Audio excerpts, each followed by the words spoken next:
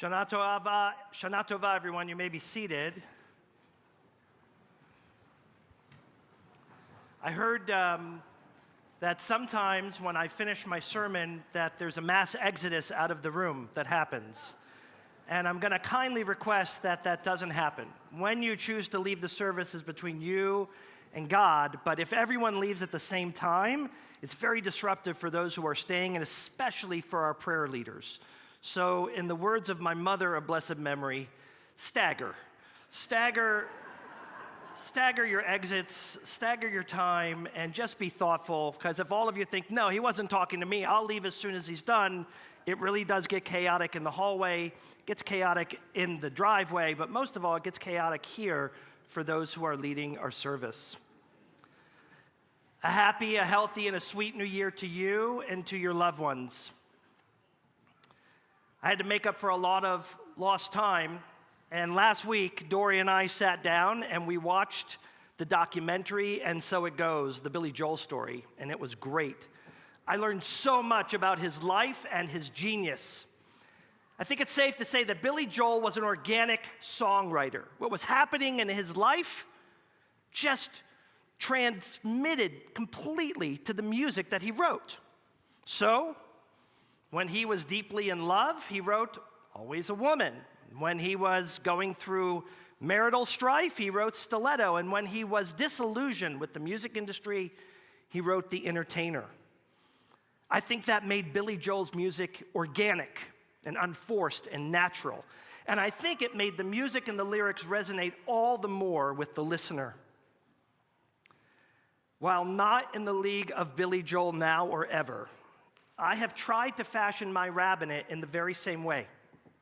When I was happy, I would get up here and I would preach about happiness.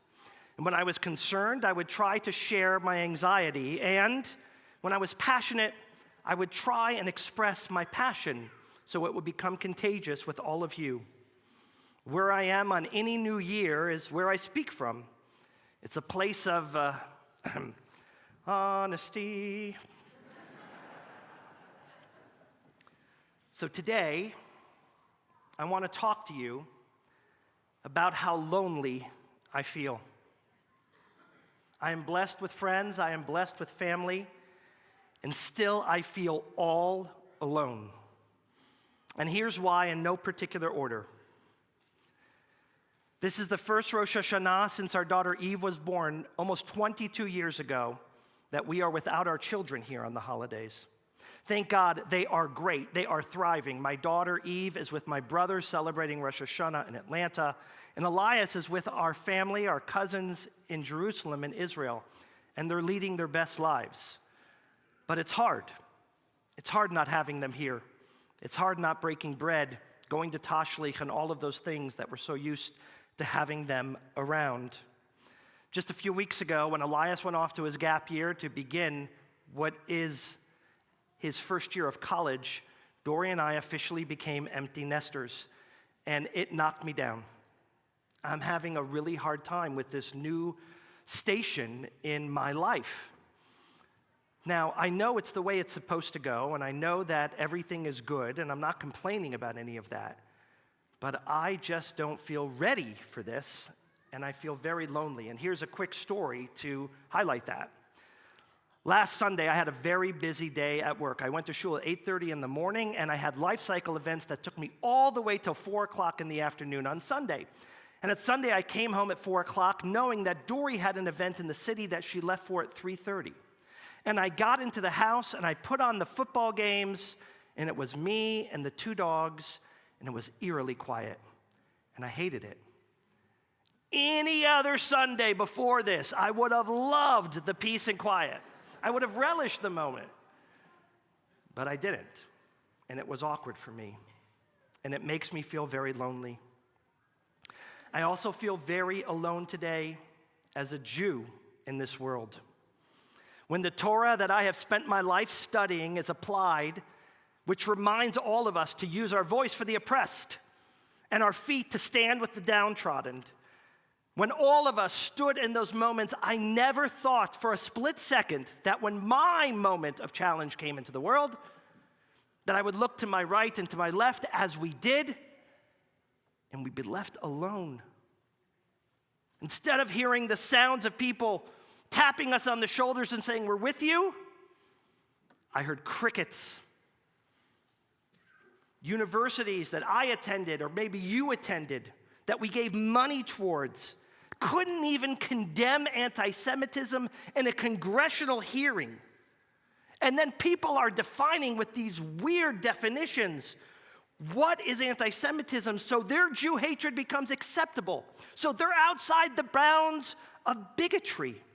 And in the process of doing that, they have marginalized us. They have squelched our voices. They have abandoned our feelings in countless arenas and venues. And it has made me feel very lonesome as a Jew. I feel alone politically. Our country is partisan and more divided than ever before. Each side attacks and demonizes the other for whatever stripe or belief they support. Each side. And this past decade in particular has been thick with increasing political partisanship, which has led to a dangerously divided nation. And anyone who has the temerity to go into the political environment and does so knowing how hypercharged it is, and to be aware of the shocks that will ensue. My personal political beliefs are pretty jagged, uneven. They don't fit so perfectly into an algorithm. I have a mix of passions and feelings and emotions. Some that make me loathe our current leadership, and others that make me cheer for them. Some that has me defending progressive issues, and other topics where I align with conservatives.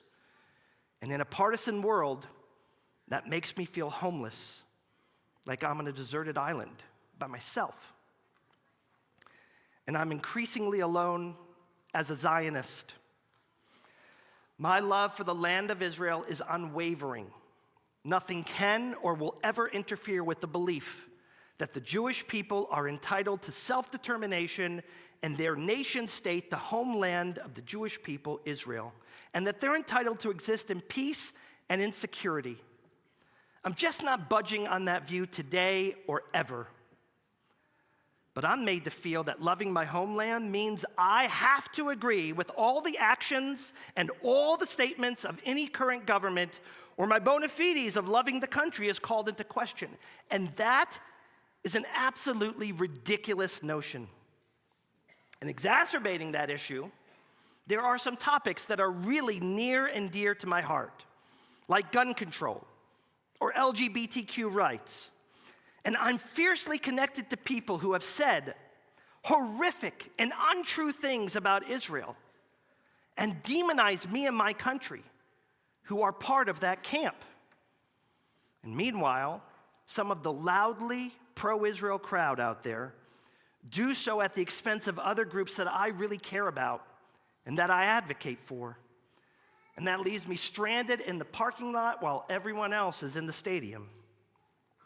And I feel an adjacent loneliness to college-age kids, whether they're my kids on campus or your kids on campus, where anyone who has a chain around their neck or a skull cap on their head might be subject to not receive a bid from the sorority, or not be invited to the party or the mixer, or might even have their physical safety be in jeopardy when they just walk to the library.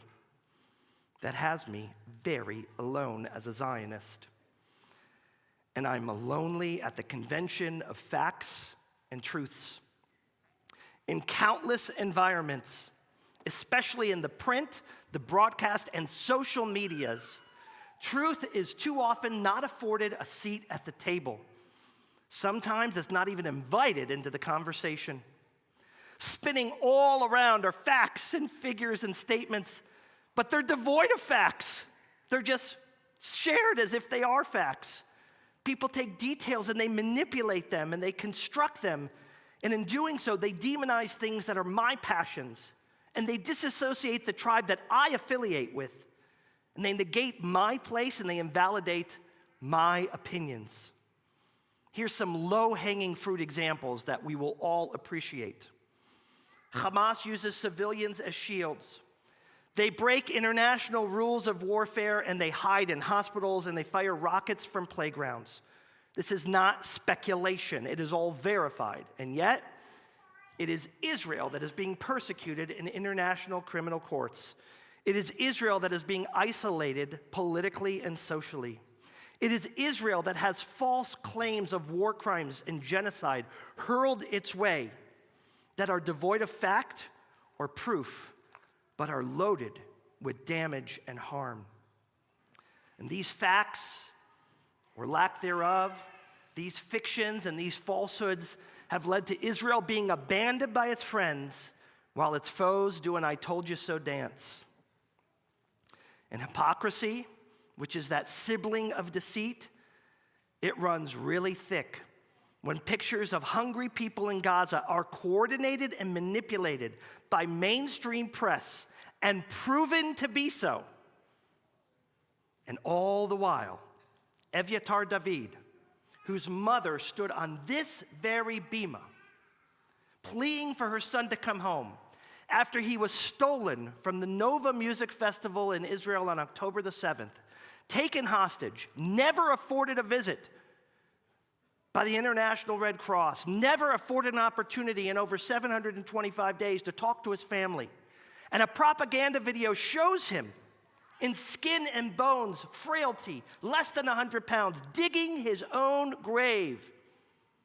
And the world cares about the manipulated pictures and doesn't care about Evyatar David. And that makes me feel very alone. So here I am, Rosh Hashanah.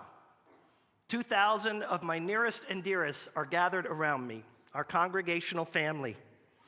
I have technology that can allow me to connect to people in Israel and Japan and Atlanta, Chicago, around the world, and it's incredibly quick. And still, with all of that, I feel painfully alone. This summer, Dory and I went out to breakfast, as we do every year, with the parents of Evie's dear friends who live in Tel Aviv. We were talking about the issues of the day. And Evie's friend Tamar, her father's name is Erez. And Erez said to me, David, every Saturday night for 2 years now, 2 years, I have gone to protests at Kaplan Street. Sometimes there are 30,000 people there, and sometimes there are 300,000 people there. And we protest to bring all the hostages home immediately. We protest to end the war. We protest for an end of the alienation of the nation state of Israel. We protest because we live in a democracy. And most of us who protest are from Tel Aviv, and we all walk home. We walk home together in groups and in bands. I could walk with 10, 20, 30, or 40 people home. He said to me, and I walk home with all of these people, some who I grew up my whole life with, and I feel alone. Here he is with 30,000 people sharing the same view, or 300,000 marching together, and he feels alone. And I knew exactly what he was talking about. And the chances are that what I'm feeling today of being painfully alone for all those reasons, you might be feeling too. For me, the Torah is genius and magical for so much of what it teaches and says, but just as much for what it doesn't teach and what it doesn't say. And one of the most painful moments in the entire Torah, for me, is read every Rosh Hashanah. It's the story we'll read in Shul tomorrow of Isaac and Abraham. You know it well. Abraham is going to sacrifice his son Isaac on the mountain. And the two of them are going up to the sacrifice. And it says in the text something that is quite beautiful and poetic. Shnehem halchu yachdav. 3 words. Shnehem halchu yachdav. Abraham and Isaac walked hand in hand.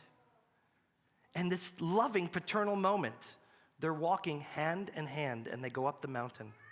There's even this banter, this give and take between the father and son. Isaac says, Dad, we have everything to make a sacrifice. We have the wood, we have the axe, we just don't have the animal. And in this prophetic way, what happens? Abraham says the animal will present itself, and it does. They go up to the mountain. Abraham almost kills Isaac. It's incredibly traumatic. And then the text tells us they walked down the mountain. It doesn't say, Shnehem halchu yachdav. They didn't walk hand in hand. They walked separately. And the Midrash explains to us that they went in different directions at different paces.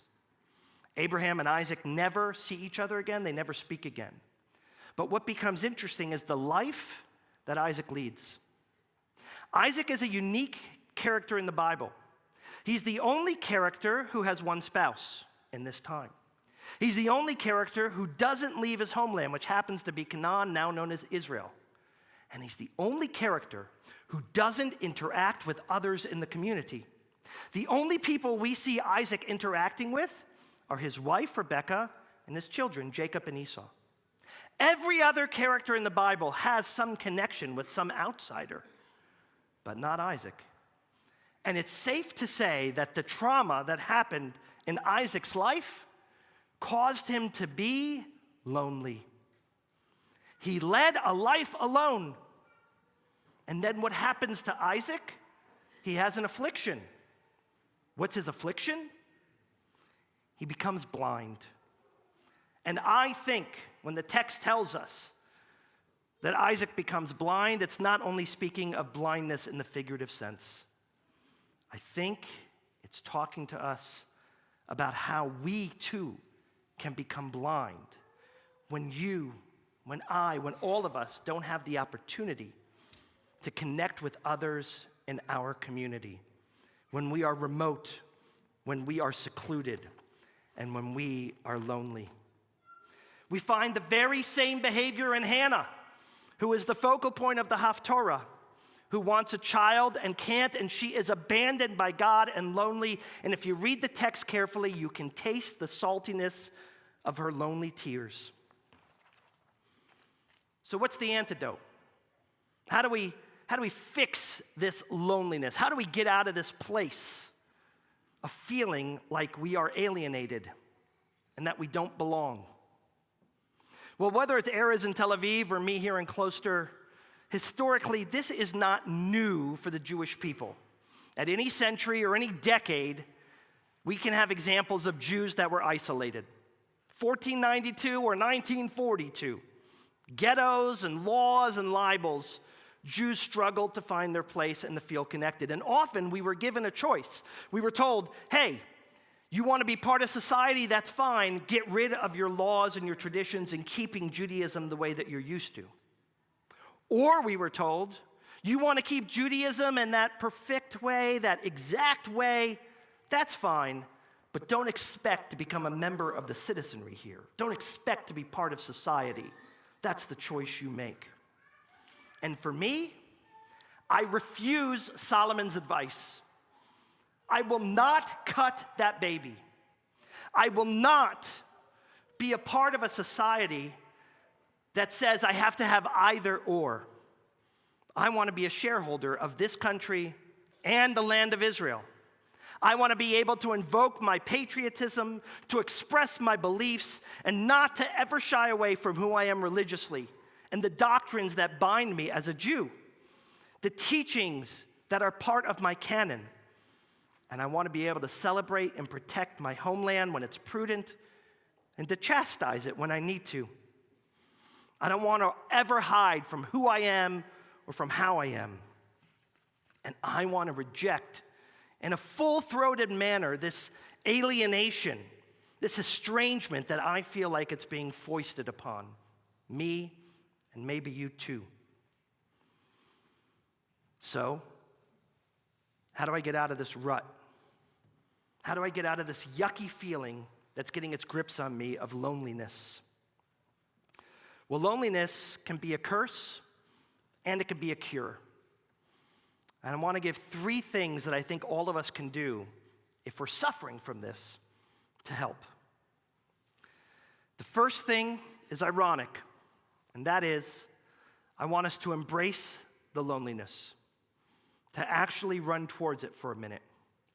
Rabbi Isaac Luria, who was the founder of Kabbalism, he came up with this fantastic idea called Tzimtzum. The idea was that if you want to be a better person, a better father, a better mother, a better spouse, a better sibling, a better professional, whatever you wanted to be better at, the first necessary act was to do some self-reflection. And the only way to properly do that was to be by yourself. So he used to encourage people to go out into nature and to find moments to just connect. Connect with God and connect with themselves. Some of you know and might follow that in the last year plus, I've really reawakened one of my passions and hobbies of photography. And I like to take pictures, especially of animals in particular. And whenever I had some free time, an hour here or there, I would go to the local ponds nearby, like Demarest or Closter Nature Center, with my camera in tow. And I would look for good pictures of geese or ducks or any other birds that were there. And I would travel in the back of my car with stale matzah to feed these ducks, these poor animals. One May day, I head over to the Demarest pond. There's no one there but me, and I have a box of stale strites with me. And I start feeding what I hoped would be ducks, and this giant goose walks out. And she very quickly takes the matzah from my hand, and then she turns away and walks away. I never even had the chance to pick up my camera. And then she starts waddling back, and behind her are 7 goslings. She's bringing her babies to feed them. And I realized that this goose, for a moment, just had trust in me. And in the trust, I started to feed these goslings. I didn't even turn for my camera. I didn't even know I had it on me at the moment because I was just connected. And what was amazing was, even though I was all by myself there in Demarest, I didn't feel alone. And it was this connected moment for me, for nature, for God. And I felt stronger afterwards, better. Not just because I was doing a mitzvah of feeding the animals, but something in that tzimtzum that Rabbi Isaac Luria was talking about strengthened and galvanized me. It was the Baal Shem Tov who used to go up to the Carpathian Mountains to meditate and get close to God. He would come back after 3 or 4 days of meditating, and his father would say, "Where'd you go?" He said, "I went to get close to God up in the Carpathian Mountains." His father would say to him, "Don't you understand God's the same here as God is there?" And the Baal Shem Tov used to respond to him, "Yeah, I know God's the same in those places, but I'm not." Sometimes by embracing the loneliness, by taking those moments just for ourselves, it brings out the best in each of us. The second thing I want to encourage all of us to do is to stop small talk. And allow me to explain. There's a young woman by the name of Kalina Silverman. And she was traveling with her family in Berlin, and she went to all of the mile markers of history that are peppered throughout Berlin, and she's looking at the remnants of the Berlin Wall, and there, written in English, in graffiti, is a sentence that changed her life. This young college student reads the sentence that says, "What do you want to do before you die?" And for whatever reason, that sentence got her. And she started thinking a lot about that question. And she asked her parents that question. And her parents gave her a serious and thoughtful answer after they thought about it and reflected. And then she went back to college, and she started asking her friends some of the questions that were like that. Big questions, thoughtful questions. What's your biggest regret in life? What's the moment that causes you the most embarrassment? What are you most proud about? What do you hope to achieve in your personal endeavors? And dozens of others that we can unpack. And what Kalina Silverman realized is that with the orbit of people who were part of her community, when she was asking these serious questions, these harder questions, these bigger questions, she cared much less about the answer, but cared more about what she called big talk. To jettison the small talk and get to the meat of matters with the people who matter most. She says, you really don't have to have this conversation with the attendant at the gas station or the cashier at the Stop and Shop. But it is a good idea to have this conversation with the people who matter the most in your life. And in doing so, it allows you connectivity, that you start to learn more about them, where you connect and where you might disconnect, and it allows you to unpeel that onion. That if you make big talk and not small talk, that it allows for human and personal connection, and it addresses the issue of isolation. And here's the third thing that all of us can do.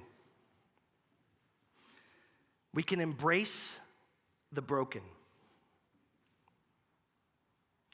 I look at those 10 commandments every time I walk into this synagogue, and I hate it. I don't hate it because I hate the commandments. I love the commandments. I've committed my life to following those commandments and what they stand for. But I hate how perfect they look. It's not representative of the Torah that we read. When Moses went up to get the Torah from God after 40 days on Mount Sinai, he came down and he saw the Israelite people worshiping a golden calf. He was so embarrassed, so upset, so frustrated, so disappointed that in his anger and his rage, he took those 10 commandments and he broke them, and they crashed into smithereens. And in those smithereens, the commandments fell. Eventually, God said, hey, I'll give you another set of commandments. The rules will stay the same. But take these broken commandments, put them in a box, and put them inside the tabernacle, and wherever you go, travel with them. Remember them. So my issue isn't what's written on those 10 commandments. It's the fact that they're so pristine when the original commandments were broken. And I'm not going to do this, so don't worry. But sometimes I get the urge to just get a ladder and a hammer and to break them, to put a chip in them, a crack in them, so that the commandments that we follow and the laws that we're a part of can be seen as broken.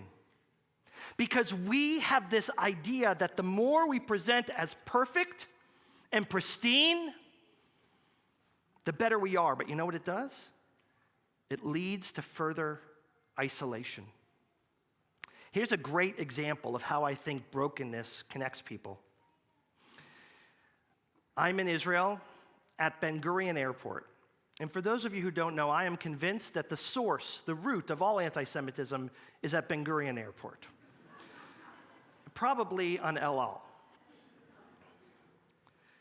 It is chaos leaving that airport. I don't care which airline you're flying. You got to go through security. You got to get the right lines. Every Israeli and Jewish person there has sharp elbows. Every person flying coach gets in the business class line, and they all say, oh, I didn't know. And then they try and get back out. And everyone has overweight baggage that they try and lift up on the scale. And everyone has more bags than they're allowed. Everyone. And everyone's going to beat the system. They're going to bring more baggage. They're going to be the first in line. They're going to be overweight. They're going to beat the system. They really don't care who's there. And I dread going to the airport. And one time of the many that I'm at Ben Gurion, I'm in that line, looking at all these sharp elbows, thinking of the embarrassment I have in being part of this tribe. And this woman walks up. And she's got one roller bag behind her, and she has a black ribbon that's torn over her chest. You know what that means. It means she's a mourner. It means someone in her life, a spouse, a parent, a child, a sibling, has died.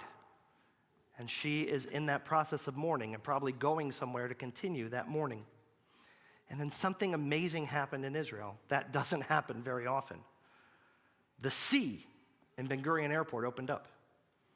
People went from side to side, and they all said, you go in front. And they all let her check her bags first. No one cared what her weight allowance was. No one cared how many bags she had. Everyone just made space for her. And what's amazing about that is that in Judaism, when we wear our ripped garments, and I'm speaking both in a figurative and in a literal sense, when we wear that ripped garment, we're telling the world we are imperfect. We are in a state of brokenness. And what does the world do? They make space for us. They don't isolate us. They envelop us. And the great irony of that teaching is that it reminds us that by sometimes showing the brokenness either in commandments or in our clothing or how we feel, by getting away from this idea of being pristine, that what we're really doing is we're creating space and pushing people away from isolation and closer to community. In a few minutes, Cantor Shirl in here and Cantor Singer in the next room are going to sing the words, Hayom Charat Olam. Today is the birthday of the world. And they're kind of wrong. It's really not the birthday of the world. Today, Rosh Hashanah, is the birthday of humanity. What we commemorate 5,786 years ago today is the creation of human beings. God created Adam. What was the first thing God says when God creates Adam? It's not good for humans to be alone. And God creates Eve. And the genius of God is to set up a place where we cannot feel lonely. And the genius of the psychological composite of human beings is that by attachment, we have the very cornerstone of our survival and development as human beings. That as soon as we enter this world, we are instantly in relationship with God, with each other. And that connection is critical for our survival. Every person needs and deserves to be seen, to have their emotional needs recognized, to be able to announce their worries and their angst. Because when they are felt and seen and heard, they grow emotionally, they feel connected, and most importantly, they feel less alone. The Babylonian Talmud, Masechet Rosh Hashanah, the tractate of Rosh Hashanah, tells us, Mishaneh makom, mishaneh mazal. When we change our place in life, we change our fortune. For me, as a newly minted empty nester, struggling with this new mile marker in my life, for me, as a person who wrestles with a society that has me alienated politically, that pushes me away at times from my Zionism or from how I feel as a Jew, from community and conventions of honesty, I realize the words from Billy Joel and his Glass House's song, I don't want to be alone anymore. I don't want to have this feeling. I don't want to feel distant and broken and alienated. And to do so, to stop those salty tears of Hannah and that worry of becoming blind like Isaac, I want to embrace the lonely. I want to ask big and real questions. And I want to allow for the broken parts to be seen. Because I think in doing so, in a very strange and ironic way, it's going to bring us closer to one another. And it's going to cement our place in the world that I am convinced needs us in it so desperately, now more than ever. Shana Tova, everybody.